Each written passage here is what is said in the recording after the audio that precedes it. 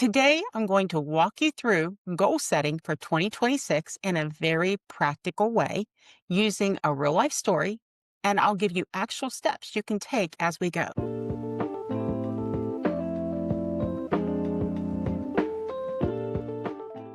2026 is here. And before you grab a new planner, write a long goal list, or tell yourself this year has to be different, I want you to pause with me for just a moment.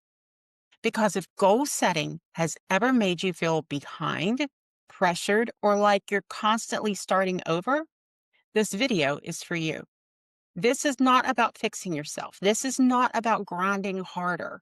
And this definitely is not about becoming a completely new person. This is about a fresh start that feels calm, clear, and doable, especially if you're building a direct sales business in real life with real responsibilities. Today, I'm going to walk you through goal setting for 2026 in a very practical way using a real life story, and I'll give you actual steps you can take as we go. So just don't listen, imagine yourself inside this process. So let's talk about creating focus instead of overwhelm. Let me introduce you to someone. I'll call her Lisa. Lisa is smart, she's capable, she's kind, and she's been in direct sales long enough to know that this business can work. But every January, she did what so many of us do. She set all the goals. She wanted more money, she wanted more customers, more team growth, she wanted more consistency, more confidence. And by March, she felt behind on all of them. So when we sat down at the end of the year, I asked her a simple question. If you could only make one thing better in your business this year, what would it be? She froze because no one had ever told her she could choose just one. I had her write down every single goal in her head, everything she wanted. And then I told her to circle one goal that matched her current season of life. She circled that she wanted a consistent income without becoming overwhelmed or burned out. And here's what changed. Her brain stopped spinning. So it's okay if you want to pause this right now, if you need to, and write down all of your goals. Circle one primary goal for 2026 season. Now let's talk about time. Now, this is where Lisa used to beat herself up. She measured success outcomes by things that she couldn't control.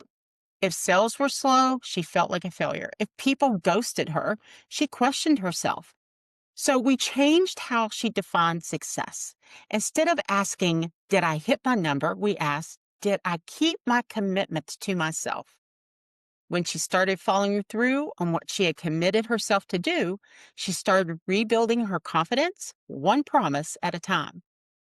We listed behaviors she could control, like how many conversations she started, how often she followed up, how consistently she showed up online in her business, how she stayed connected to her customers.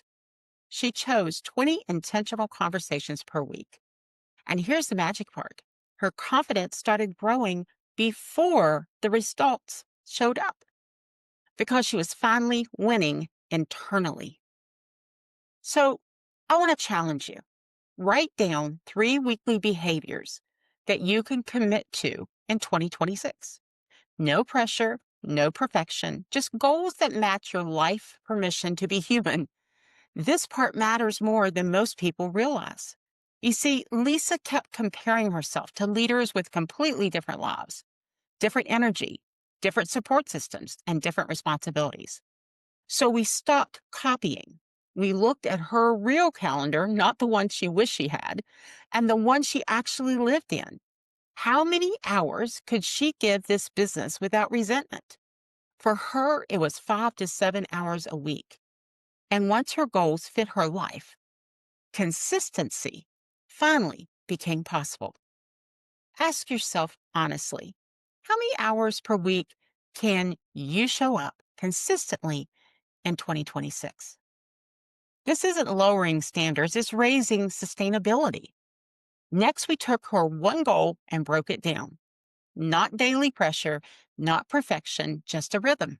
And we mapped it out like this: one or two follow up days a week. She spent one day making content and uh, holding appointments. She made one connection focused activity, a few small monthly events, and when it lived on her calendar, it stopped living in her head.